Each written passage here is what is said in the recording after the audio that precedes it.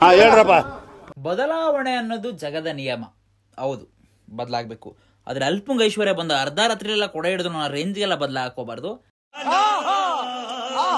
ಅಂದ್ರೆ ನಾವು ಮಾಡ್ತಿದ್ದೀವಿ ಕೆಲಸದಲ್ಲಿ ಸ್ವಲ್ಪ ಡೆವಲಪ್ ಆಗಿ, ಸ್ವಲ್ಪ ಸ್ಕಿಲ್ಡ್ ಆಗಿದ್ದೀವಿ, ಸ್ವಲ್ಪ ಜಾಸ್ತಿ ಕಲ್ತಿದ್ದೀವಿ ಅನ್ನೋ ಪ್ರತಿಯೊಂದು ವಸ್ತುಗೂ update, outdate, expiry date, manufacture date ಅನ್ನೋದು ಇರುತ್ತೆ. ಆದ್ರೆ ನಾನು ಇವತ್ತು ನಿಮಗೆ ಪರಿಚಯ ಮಾಡ್ಸಕ್ ಹೋಗ್ತಿರೋದು ಎಂತ ಜನಗಳು ಅಂತ ಅಂದ್ರೆ updated ultra pro Max premium HD quality ಅವರು. ಯಾಕಂದ್ರೆ ಇವರು ಮಾಡ್ಕೊಡುವಂತ ಫುಡ್ ಅಪ್ಡೇಟೆಡ್, ಇವ್ರು ಹಾಕೋ ಇಂಗ್ರೀಡಿಯೆಂಟ್ಸ್ ಅಪ್ಡೇಟೆಡ್, ಆಮೇಲೆ ಇವ್ರ ರೆಸಿಪಿ ಅಂತೂ ಕಷ್ಟ ಐತೆ. ಯಾಕೆ ಕೇಳ್ತೀರಾ? ನೀವೇ ನೋಡ್ತೀರಲ್ಲ, ಮುಂದೆ ಗೊತ್ತಾಗುತ್ತೆ ಇವ್ರು ಎಷ್ಟು ಅಪ್ಡೇಟ್ ಆಗಿದ್ದಾರೆ ಅನ್ನೋ ನನಗಂತೂ ಗೊತ್ತಿಲ್ಲ.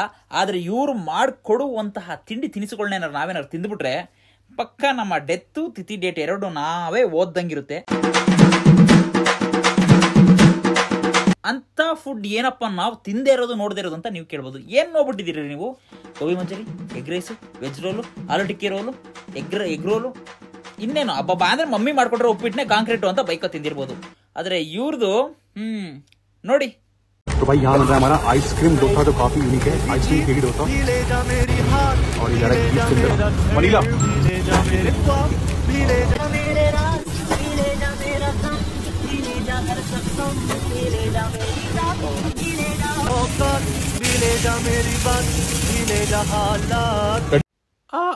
ಅಣ್ಣ, ನಿನ್ನ ಸಾಮಾನಿಗೊಂದು ಸ್ಟ್ರಾಂಗ್ ನಮಸ್ಕಾರಗಳು ಕಣಣ್ಣ. ಇಲ್ಲಿಂದಾನೆ ಅಡ್ಬಿದ್ಬಿಡ್ತೀನಿ. ಆ ನಾರ್ತ್ ಇಂಡಿಯನ್ಸ್ ಅವ್ರು ಬಂದ್ಬಿಟ್ಟು ಸೌತ್ ಇಂಡಿಯನ್ ಫುಡ್ ನೇಮ್ನೆಲ್ಲ ಹಾಳು ಮಾಡಿ ಗೊಬ್ಬರು ಸೆಕ್ಕುಡ್ಸಿ ಹೋಗ್ಬಿಟ್ಟಿದ್ದಾರೆ. ದೋಸೆಗೆ ದೋಸಾ, ರವೆ ಇಡ್ಲಿಗೆ ರವಾ ಇಡ್ಲಿ, ಮದ್ದೂರು ವಡೆ, ಮಸಾಲೆ ವಡೆ, ಉದ್ದಿನ ವಡೆಗೆ ಆ ವಡ ಈ ವಡ ನಂದ್ಲವ್, ಪಲಾವ್ಗೆ ಪುಲಾವು. ಅವ್ರ ಹೆಸರು ಹಾಳು ಮಾಡೋದ್ರೆ ನಾವ್ ಯಾರಿಗೆ ಕಡಿಮೆ ಅಂತ ನೀವು ಮಾಡೋ ವಿಧಾನನೇ ಎಕ್ಕುಡ್ಸ ಹಾಳು ಮಾಡಿ ಕಲ್ಗಚ್ ಅಂತ ಹೇಳಕ್ಕಾಗಲ್ಲ ಬಿಡಿ. ಐಸ್ ಕ್ರೀಮ್ ದೋಸೆ ಅಂತ ಇವ್ರು ಕೊನೆ ಒಡೆ ಐಸ್ ಕ್ರೀಮು ಆಗ್ತಾ ಇರೋ ಎಣ್ಣೆಲ್ಲೂ ಫ್ಯಾಟು, ಈ ಕಡೆ ಆಗ್ತಾ ಇರೋ ಐಸ್ ಕ್ರೀಮಲ್ಲೂ ಫ್ಯಾಟು, ಎರಡನ್ನೂ ಫ್ಯಾಟ್ನ ಕ್ರಾಸ್ ಮಾಡ್ಬಿಟ್ಟು ಕೊಲೆಸ್ಟ್ರಾಲ್ ಬರ್ಸ್ಬಿಟ್ಟು ನಮಗೆ ಹಾರ್ಟ್ ಅಟ್ಯಾಕ್ ಬರ್ಸ್ಬಿಟ್ಟು ನಿಗ್ರಿಸ್ಬಿಡೋಣ ಅಂತ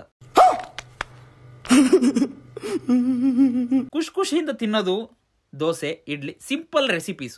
ಅದನ್ನ ಯಾಕ್ರಪ್ಪ ಇಷ್ಟು ಕಾಂಪ್ಲಿಕೇಟ್ ಮಾಡಿ ಅದು ಇದು ಆಳು ಮೂಳು ಹಾಕ್ಬಿಟ್ಟು ಗಬ್ಬೆ ಬರೆಸ್ತೀರಾ? ಅದು ಯಾಕೆ ಈ ತರ ಒಂದು ಎಕ್ಸ್ಪೆರಿಮೆಂಟ್ ಮಾಡ್ತೀರಾ? ದೋಸೆ ಮೇಲೆ ಹಾಕೋದು, ಗುಲ್ಕನ್ ಹಾಕೋದು, ಐಸ್ ಕ್ರೀಮ್ ಹಾಕೋದು, ಜಾಮೂನ್ ಅಂದಿದ ತಕ್ಷಣ ನೆನಪಾಯ್ತು, ಜಾಮೂನ್ ಬೋಂಡ. ನೋಡಿ ಮಾಡ್ತವನೆ ಜಾಮೂನ್ ಬೋಂಡ.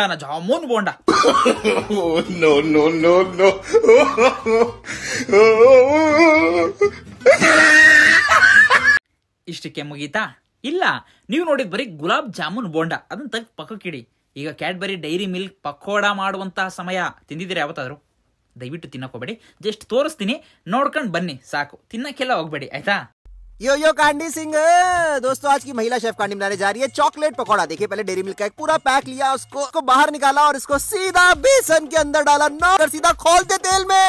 फुल डेडिकेशन के साथ लगी है इसको गोल्डन ब्राउन करने में. वहीं दूसरा भी आया और उसके बाद उसमें मसाला डाल के, ओ माय गॉड, चटनी के साथ खाऊंगा चॉकलेट पकौड़ा विद चटनी. वाह चिंटू वाह. ಅಣ್ಣಂದಿರ, ತಮ್ಮಂದಿರ, ಅಕ್ಕಂಗಿಯರ, ನೀವು ಮಾಡ್ತಾ ಇರೋ ರೆಸಿಪಿ ಆಗ್ತಿರೋ ಇಂಗ್ರೀಡಿಯೆಂಟ್ಸ್ ನೋಡಿದ್ರೆ ಚೀನಾ ಜಪಾನ್ ಅವ್ರಿಗೆ ಬೀಟ್ ಕೊಡೋ ತರ ಇದೀರಾ. ಆದಷ್ಟು ಬೇಗ ಎಲ್ಲೋ ಓದಿದ್ ನೆನಪು, ಈ ಚೀನಾ ಜಪಾನ್ ಅವರು ಹಾವು ಅಲ್ಲಿ ದೊಣ್ಣೆ ಕೆತ್ತ ಕಪ್ಪೆ ಎಲ್ಲ ಹಿಡ್ಕೊಂಡು ರೋಸ್ಟ್ ಮಾಡ್ಬಿಟ್ಟು ಬಾಯಿ ಹಾಕೊಂಡ್ಬಿಡ್ತಾರೆ ಅಂತ. ನೀವು ಅದಕ್ಕಿಂತ ಡೆಡ್ಲಿ ಕಾಂಬಿನೇಷನ್ ಆಗಿರೋ ಫುಡ್ಗಳನ್ನ ಮಾಡ್ತಾ ಇದ್ದೀರಾ. ಅಲ್ಲ ಕಣ್ರೆ, ಬಡವರ ಪ್ಯಾರಡೈಸ್ ಅಂದ್ರೆ ಫುಟ್ ಬಾತು, ಅವ್ರ ಬಿರಿಯಾನಿ ಅಂದ್ರೆ ಚಿತ್ರಾನ್ನ, ಪುಳಿಯೋಗರೆ, ರೈಸ್ ಬಾತು, ಇನ್ ಪಿಜ್ಜಾ ಬರ್ಗರ್ ಅಂತ ಬಂದ್ರೆ ಬೋಂಡಾ ಬಜ್ಜಿ. ಅದ್ರ ಮೇಲೆ ಯಾಕ್ರಿಯ ನಿಮ್ಮ ದೌರ್ಜನ್ಯ? ಹುಚ್ಚುಮುಂಡೆ ಸ್ವಲ್ಪನೂ ಕಾಮನ್ ಸೆನ್ಸ್ ಇಲ್ವೇನ್ರೋ ನಿಮ್ಗೆ? ನೀವೇನ್ರೋ ನೀವು ಮನುಷ್ಯನ್ರೋ ನೀವು? ಅಲ್ಲ ಹೋಗಿ ಹಂಗ ಮಾಡೋದು ನಿಜವಾಗ್ಲೂ ನಾನ್ ಸೆನ್ಸ್. ಬಿಕಾಸ್ ನಾವು ಎಲ್ಲರೂ ಒಂದು ಸ್ಟ್ರೀಟ್ ಫುಡ್ಗೆ ಹೋಗಿ ಏನಾರು ಗೋಬಿನೋ ಇನ್ನೊಂದು ಏನಾರು ಆರ್ಡರ್ ಮಾಡಬೇಕಾದ್ರೂ ಅಜಿನೋಮೋಟೋ ಹಾಕ್ಬಿಡಿ ಅಂದರೆ ಟೇಸ್ಟಿಂಗ್ ಪೌಡರ್ ಹಾಕ್ಬಿಡಿ ಅಂತ ಅಂತೀವಿ. ಬಟ್ ಇದೆಲ್ಲ ಅದಕ್ಕಿಂತ ದುಪ್ಪಟ್ಟು, 2ರಷ್ಟು 3ರಷ್ಟು ಡೆಡ್ಲಿ ಕಾಂಬಿನೇಷನ್ಗಳು ಫುಡ್ ಇವೆಲ್ಲ. ಈಗ ಏನು ಮಾಡೋದು ಗುರು ಅಂತ ನೀವೇನಾದ್ರೂ ಕೇಳಿದ್ರೆ ಸಿಂಪಲ್, ಹೆಲ್ತ್ ಇಸ್ ವೆಲ್ತ್ ಅನ್ನೋ ಪಾಲಿಸಿ ಗುರು ಅಂತ ನಾನು ಕೇಳ್ಕೊತೀನಿ. ವೆಲ್ತ್ ಮಾಡ್ಕೊಳ್ಳೋದಾದ್ರೂ ಪರವಾಗಿಲ್ಲ, ಅಟ್ಲೀಸ್ಟ್ ಇನ್ಕಮ್ ಮಾಡ್ಕೊಳ್ಳಿ. Income in the sense like daily energy booster ಥರ ಮಾಡ್ಕೊಳ್ಳಿ. ಅದು ಬೇಕು ಅಂತಂದರೆ ನಾವು ತಿನ್ನುವಂಥ ಫುಡ್ ಕರೆಕ್ಟ್ ಆಗಿರಬೇಕು, ನಮ್ಮ ಡಯಟ್ ಬ್ಯಾಲೆನ್ಸ್ಡ್ ಆಗಿರಬೇಕು. ನಾವು ತಿನ್ನುವಂತಹ ಸೇವಿಸುವಂತಹ ಆಹಾರಗಳಲ್ಲಿ ಪೌಷ್ಟಿಕಾಂಶತೆ, ವಿಟಮಿನು, ಕ್ಯಾಲ್ಶಿಯಮ್ಮು, ನ್ಯೂಟ್ರಿಷನ್ಸ್ ಅನ್ನೋದು ತುಂಬಿ ತುಳ್ಕಾಡ್ತಾ ಇರಬೇಕು. ಆ ಥರ ತುಂಬಿ ತುಳ್ಕಾಡೋದು ತಿಂದ್ರೂ ಏನು ಕಿತ್ತು ದಬಾಕಾಯ್ತಿ ಇಲ್ಲೆಲ್ಲ ತೂಗೊಡಿತಾ ಇದೀವಿ. ಅದು ಆಫ್ಟರ್ ಕೋವಿಡ್ ಎಲ್ಲ ಗೊತ್ತಾಗಿದೆ ನಿಮಗೆ. ಅಂಥದ್ರಲ್ಲಿ ಇನ್ನು ಈ ಥರ ವಿಯರ್ಡ್ ಫುಡ್ ಚಾಲೆಂಜ್ಗಳು, ಎಕ್ಸ್ಪೆರಿಮೆಂಟಲ್ ಫುಡ್ಡು, ಇನ್ನೊಂದು ಮತ್ತೊಂದು ಕಸ ಕಡ್ಡಿ ಎಲ್ಲ ತಿಂದ್ಬಿಟ್ಟು ಡೈಜೆಸ್ಟ್ ಮಾಡ್ಕೋತೀವಿ ಅಂತ ಅನ್ನೋದು ನಮ್ಮ ಅಪ್ಪನಾಣೆಗೂ ಸುಳ್ಳಿನ ಸಂಗತಿ. ಅದು ಊಹೆನೂ ಮಾಡ್ಕೊಳಕ್ಕಾಗಲ್ಲ. ಬಿಕಾಸ್ ಈ ಥರದ್ದೆಲ್ಲ ತಿನ್ನಬೇಕು ಅಂತ ಅನ್ಸುತ್ತೆ. ಹೊರಗಡೆ ಹೋದಾಗ ಕಣ್ಣು ಅಳುತ್ತೆ, ಟೇಸ್ಟ್ ಬಡ್ಸ್ ಎಲ್ಲ ತೈತಕ್ಕ ಅಂತ ಕುಣಿತವೆ. ಒಂದ್ಸತಿ ತಿಂದ್ಬಿಡೋಣ ಮಾಜಾ ಪಾನಿಪುರಿನೋ ಇಲ್ಲ ಫಾಂಟಾ ಪಾಸ್ತಾನೋ ಒಂದ್ಸತಿ ತಿಂದ್ಬಿಡೋಣ ಅಂತ ತಿಂದ್ಬಿಟ್ರೆ ಲೂಸ್ ಮೋಷನ್ನು, ವಾಮಿಟಿಂಗು, ಇನ್ನೊಂದು ಮತ್ತೊಂದು. ಲಾಸ್ಟ್ ಹಾಸ್ಪಿಟ್ಲಲ್ಲಿ ಡ್ರಿಪ್ಸ್ ಹಾಕ್ಸ್ಕೊಂಡು, ಬ್ಲಡ್ ಹಾಕ್ಸ್ಕೊಂಡು ಸಿರಂಜಲ್ಲಿ ಚುಚ್ಚಿಸ್ಕೊತಾ ಇರಬೇಕು. ಆಮೇಲೆ ಹಾಸ್ಪಿಟ್ಲಿಂದ ಬಂದ ಮೇಲೆ ಹೊರಗಡೆ ಹಾಸ್ಪಿಟ್ಲ್ ಬಿಲ್ ನೋಡಿದ್ರೆ ಹಾರ್ಟ್ ಅಟ್ಯಾಕ್ ಆಗೋದೊಂದು ಬಾಕಿ ಆಗುತ್ತೆ. ನೀವು ಕೇಳ್ಬೋದು, ಆಯ್ತಪ್ಪ ಇವೆಲ್ಲ ನಾವು ತಿನ್ನಲ್ಲ, ಇವನ್ನೆಲ್ಲ ಮೂಸು ನೋಡಲ್ಲ, ಇವೆಲ್ಲ ನನ್ನ ಮಕ್ಳು ಯಾರೋ ಬೇರೆ ತಿನ್ನೋದು, ನಮ್ಮಂತ ಬುದ್ಧಿವಂತರು ಯಾರು ತಿನ್ನಲ್ಲ, ಹಂಗೆ ಅಂದ್ಬಿಟ್ಟು ನಾವು ಹಾಸ್ಪಿಟ್ಲಿಗೆ ಹೋಗ್ದಂಗೆ ಇರೋಕ್ಕಾಗುತ್ತಾ? ಹಾಸ್ಪಿಟ್ಲ್ ಬಿಲ್ ಕಟ್ಟಂಗೆ ಇಲ್ವಾ? ಇನ್ನೊಂದು ಮತ್ತೊಂದು ಮಂಡಿ ನೋವು, ಕೈ ನೋವು, ಕಾಲು ನೋವು, ತಲೆನೋವು, ಬೇದಿ, ವಾಂತಿ ಅಂತ ಹೋಗ್ತಾನೆ ಇರ್ತೀವಿ ಹಾಸ್ಪಿಟ್ಲಿಗೆ. ಹಾಸ್ಪಿಟ್ಲ್ ಬಿಲ್ ಕಟ್ದಂಗೆ ಇರೋಕ್ಕಾಗುತ್ತಂತ ನೀವು ಕೇಳ್ಬೋದು. ಹೌದು, ಹಾಸ್ಪಿಟ್ಲಿಗೆ ಹೋಗೋದು ಅಂತಂದರೆ ಈ ಹೆಂಡ್ತಿ ತವ್ರ ಮನೆಗೆ ಹೋದಂಗೆ. ಕೆಮ್ಮುದ್ರು ಹೋಯ್ತಾಳೆ, ಕ್ಯಾಕರ್ಸಿದ್ರು ಹೋಯ್ತಾಳೆ, ಹೊಡೆದ್ರು ಹೋಯ್ತಾಳೆ, ಇಲ್ಲದೆ ಸುಮ್ಮನೆ ಅತಿಯಾದ ಪ್ರೀತಿ ತೋರಿಸಿದ್ರು ಹೋಯ್ತಾಳೆ. ಆ ಥರ ಅವಾಗ ಬಾಡಿಲಿ ಬರುವಂತಹ ಕಾಯಿಲೆಗಳು, ರೋಗಗಳಿಂದ ನಾವು ಹಾಸ್ಪಿಟ್ಲಿಗೆ ಹೋಗಬೇಕು, ಬಿಲ್ ಕಟ್ಟಬೇಕು. ಅದರಲ್ಲೂ ಈ ಕೋವಿಡ್ ಆದಮೇಲಂತೂ ನಾವು ಟು ಬಿ ಸೀರಿಯಸ್ ನೋಟ್ ನಾನು ಹೇಳ್ತಿದ್ದೀನಿ, ಕೋವಿಡ್ ಆದಮೇಲಿಂದು ಅದೇನು ವ್ಯಾಕ್ಸಿನ್ ಎಫೆಕ್ಟ್ ನನಗಂತೂ ಗೊತ್ತಿಲ್ಲ, ಸುಮಾರು ಕಡೆ ವ್ಯಾಕ್ಸಿನ್ ಇಂದ ಎಫೆಕ್ಟ್ ಆಗ್ತಿದೆ, ಸೈಡ್ ಎಫೆಕ್ಟ್ ಅಂತ ಪ್ರೂವ್ ಕೂಡ ಆಗಿದೆ. ಈ ಯಂಗ್ಸ್ಟರ್ಸ್ಗಳೆಲ್ಲ ಕಾರ್ಡಿಯಾಕ್ ಅರೆಸ್ಟ್ ಅಂತೆ, ಓವರ್ ವೆಯ್ಟ್ ಗೈನಿಂಗ್ ಅಂತೆ, ಸಡನ್ ಡೆತ್ಗಳು, ಈ ಥರ ತುಂಬ ಕೇಸಸ್ ನಡೀತಿದೆ. ಟ್ರಾಜಿಡಿ ಮೇಲೆ ಟ್ರಾಜಿಡಿ ಆಫ್ಟರ್ ಕೋವಿಡ್ ನಾವು ಅದನ್ನು ಗಮನಿಸಿದ್ದೀವಿ. ಸೊ ನಾನು ಇಷ್ಟೊತ್ತವರೆಗೂ ಹೇಳಿದ್ದು ಅದನ್ನೆಲ್ಲ ತಿನ್ನಬೇಡಿ ಅಂತ ಹೇಳಿದ್ದು ಆರೋಗ್ಯನ ಕೆಡಿಸ್ಕೋತೀರಾ, ಆ್ಯಂಡ್ ನಾವು ಕೈಯಾರೆ ದುಡ್ಡು ಕೊಟ್ಟು ನಮ್ಮ ಜೇಬಿಂದ ದುಡ್ಡು ತೆಗೆದು ನಮ್ಮ ಆರೋಗ್ಯನ ಕೆಡಿಸ್ಕೊಂಡಂಗೆ ಆಗುತ್ತೆ. ಈ ಥರದ್ದೆಲ್ಲ ಎಕ್ಸ್ಪೆರಿಮೆಂಟಲ್ ಫುಡ್ ತಿನ್ನಬೇಡಿ ಅಂತ ಹೇಳಿದೆ. ಹಾಗಂದ ತಕ್ಷಣ ನಮಗೆ ಏನೂ ಆಗೋದೇ ಇಲ್ಲ, ಯಾವಾಗಲೂ ಚೆನ್ನಾಗೇ ಇರ್ತೀವಿ, ಹೆಲ್ತ್ಗೆ ಹಾಳಾಗಲ್ಲ. Life is unpredictable. ಯಾವಾಗ ಏನಾಗುತ್ತೆ, ಲೈಫ್ ಆಗಿರ್ಬೋದು, ಹೆಲ್ತ್ ಆಗಿರ್ಬೋದು, ಸೇಮ್. ಬಿಕಾಸ್ ಚೆನ್ನಾಗಿರೋ ವ್ಯಕ್ತಿ ಒಂದೇ ಸತಿ ಹುಷಾರಿಲ್ದಂಗಾಗಿ ಕುಗ್ಗೋಗ್ತಾರೆ. ಕೆಲವೊಂದೊಂದ್ಸರಿ ಕರೆಕ್ಟಾಗಿರೋ ಟ್ರೀಟ್ಮೆಂಟ್ ತೊಗೊಳಕ್ಕಾಗ್ದಲೆ, ಟ್ರೀಟ್ಮೆಂಟ್ ತೊಗೊಳಕ್ಕೆ ದುಡ್ಡಿಲ್ದಲೇ ಒಂದೊಂದ್ಸತಿ ಲೈಫ್ನ ಸ್ಪಾಯ್ಲ್ ಮಾಡ್ಕೊಳ್ಳೋದು ಅಥವಾ ಡೆತ್ ಆಗುವಂಥ ಚಾನ್ಸ್ ಇರುತ್ತೆ. ಬಟ್ ನಾನೊಂದು ಏನು ಸಜೆಷನ್ ನಿಮಗೆ ಕೊಡಬಹುದು ಅಂತಂದರೆ, ಆ ಸಜೆಷನನ್ನು ನೀವು ಪಾಲಿಸಿದ್ರೆ ಅಫ್ಕೋರ್ಸ್ ನಿಮ್ಮ ಜೇಬಿಗೆ ಕತ್ರಿ ಬೀಳೋದಾಗಲಿ, ನಿಮ್ಮ ಫೈನಾನ್ಷಿಯಲ್ ಬರ್ಡನ್ ಆಗೋದಂತೂ ತಪ್ಪಿಸ್ಕೋಬೋದು. ಹೇಗೆ ಅಂತ ನೀವು ಕೇಳಿದ್ರೆ, ಬೈ ಟೇಕಿಂಗ್ ಹೆಲ್ತ್ ಇನ್ಶೂರೆನ್ಸ್. ಈ ಹೆಲ್ತ್ ಇನ್ಶೂರೆನ್ಸ್ ತೊಗೊಳೋದ್ರಿಂದ ಏನಪ್ಪ ಬೆನಿಫಿಟ್ ಅಂತಂದರೆ, ಅಫ್ಕೋರ್ಸ್ ಫೈನಾನ್ಷಿಯಲಿ ಯಾವಾಗಲೂ ಸ್ಟೇಬಲ್ ಆಗಿರೋಕ್ಕಾಗಲ್ಲ ನಾವು. ಈಗ ನಮಗೆ ನಮ್ಮ ಲೈಫಲ್ಲಿ ಏನೋ ಒಂದು ಟ್ರಾಜಿಡಿ ನಡೀತು, ಹಾಸ್ಪಿಟಲ್ ಬಿಲ್ ಕಟ್ಟಬೇಕು, ಮೆಡಿಸಿನ್ಸ್ ತೊಗೋಬೇಕಂತಂದಾಗ ಫೈನಾನ್ಷಿಯಲಿ ಸ್ಟೇಬಲ್ ಇಲ್ಲದೆ ಹೋದಾಗ ನಮ್ಗೆ ಅದು ಒಂದು ಚಿಕ್ಕ ಅಮೌಂಟ್ ಕೂಡ ಬೆಟ್ಟ ಅನ್ನಂಗೆ ಕಾಣಿಸುತ್ತೆ. ಅಂಥದ್ರಲ್ಲಿ ಈ ಹೆಲ್ತ್ ಇನ್ಶೂರೆನ್ಸ್ ಏನಾದ್ರು ತೊಗೊಂಡ್ರೆ 1 ಕೋಟಿ ರೂಪಾಯಿವರೆಗೂ ನೀವು ಹೆಲ್ತ್ ಇನ್ಶೂರೆನ್ಸ್ನ ಕ್ಲೈಮ್ ಮಾಡ್ಕೋಬೋದು. ಅದು ಈಗಲಿಂದ ನೀವು ತಿಂಗಳ 390 ರೂಪಾಯಿನ ಪೇ ಮಾಡ್ಕೊಂಡು ಹೋದರೆ. ಅಷ್ಟೇ ಅಲ್ಲದೆ ನೀವು 75,000 ರೂಪಾಯಿವರೆಗೂ ಟ್ಯಾಕ್ಸ್ನ ಸೇವ್ ಮಾಡ್ಬೋದು ಅಂಡರ್ ಸೆಕ್ಷನ್ 80D ಕೆಳಗಡೆ. ಅಷ್ಟೇ ಅಲ್ಲದೆ ನೀವೇನಾದರೂ ಪಾಲಿಸಿ ಬಜಾರ್ ಮುಖಾಂತರ ಏನಾದ್ರು ಹೆಲ್ತ್ ಇನ್ಶೂರೆನ್ಸ್ನ ತೊಗೊಂಡ್ರೆ ನಿಮಗೆ ಇನ್ಸ್ಟೆಂಟ್ 25% ಡಿಸ್ಕೌಂಟ್ ಸಿಗುತ್ತೆ. ಈ ತರ ಒಂದು ಮ್ಯಾಟ್ರೇ ನಮಗೆ ಗೊತ್ತಿಲ್ವಲ್ಲ.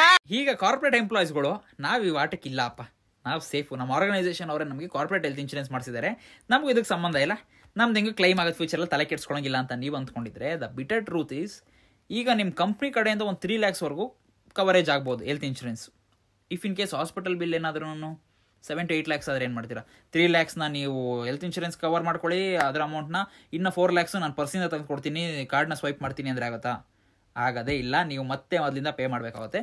ಸೊ ಕೆಲಸಗಳೇ ಪರ್ಮನೆಂಟ್ ಇಲ್ಲ. ಈಗ ಇನ್ನು ಅವ್ರು ಕೊಡುವಂಥ ESI ಅಂತೆ, PF ಅಂತೆ, ಅಥವಾ health insurance permanent guarantee ಇಟ್ಕೊಳಕ್ಕಾಗುತ್ತಾ?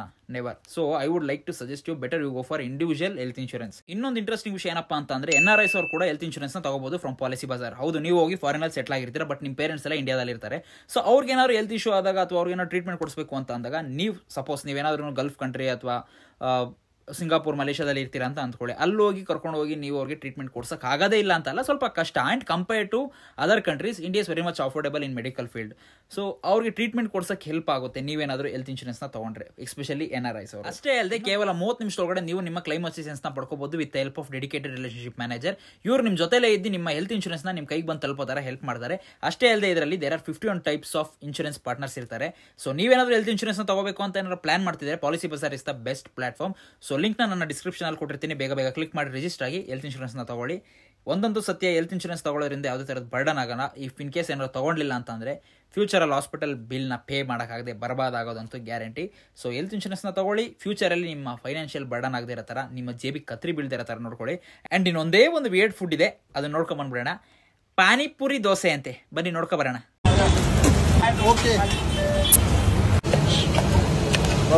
Oil जा रहा है.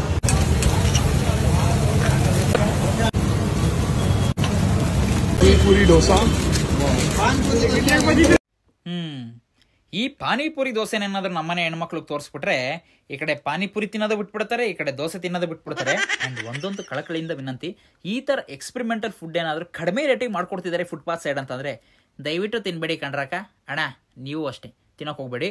10 ರೂಪಾಯಿ ಕೊಟ್ಟು ತಿಂದು ಸಾವಿರಾರು ರೂಪಾಯಿ, ಲಕ್ಷಾಂತರ ರೂಪಾಯಿ ಹಾಸ್ಪಿಟ್ಲಿಗೆ ಇಡಬೇಕಾಗುತ್ತೆ. ಆಗಲೇ ನೆನಪಿದೆ ಅಲ್ಲ, ನೀವೇನಾದರೂ ಹೆಲ್ತ್ ಇನ್ಶೂರೆನ್ಸ್ನ ತೊಗೋಬೇಕು ಅಂತ ಏನಾದ್ರು ಪ್ಲಾನ್ ಮಾಡ್ತಿದ್ರೆ ಲಿಂಕ್ನ ಡಿಸ್ಕ್ರಿಪ್ಷನಲ್ಲಿ ಹಾಕಿರ್ತೀನಿ, ಬೇಗ ಕ್ಲಿಕ್ ಮಾಡಿ ರಿಜಿಸ್ಟರ್ ಆಗಿ ಹೆಲ್ತ್ ಇನ್ಶೂರೆನ್ಸ್ನ ತೊಗೊಳ್ಳಿ. ಇವತ್ತೆಲ್ಲ ಚೆನ್ನಾಗಿದ್ದಾಗ ಆರಾಮಾಗಿದ್ದೀವಿ ಗುರು, ಏನೂ ಇಲ್ಲ. ಸೂಪರ್, ನಮಗೆ ಯಾಕೆ ಹೆಲ್ತ್ ಇನ್ಶೂರೆನ್ಸ್ ಅಂತ ಅನ್ಸ್ಬೋದು. But life is unpredictable. ಮುಂದೊಂದು ದಿವಸ ಏನಾದರೂ ಹಾಸ್ಪಿಟಲ್ ಬಿಲ್ನ ಪೇ ಮಾಡಬೇಕಾದ್ರೆ ಅಯ್ಯೋ ಹೆಂಗಪ್ಪ ಪೇ ಮಾಡೋದು ಅಂತ ತಲೆ ಕೆಡಿಸ್ಕೋಬಾರ್ದು ಅಂತ ಇದ್ದರೆ ಒಂದು ಹೆಲ್ತ್ ಇನ್ಶೂರೆನ್ಸ್ನ ತಗೊಳ್ಳಿ. ಸೊ ಆವಾಗ ನಿಮ್ಮ ಫೈನಾನ್ಷಿಯಲ್ ಕ್ರೈಸಿಸ್ನ ತಡೆಗಟ್ಟುತ್ತೆ ಅಂತ ಹೇಳ್ತಾ ಮುಂದಿನ ವಿಡಿಯೋದಲ್ಲಿ ಸಿಗೋಣ. ಬಾಯ್ ಬಾಯ್, ಟೇಕ್ ಕೇರ್.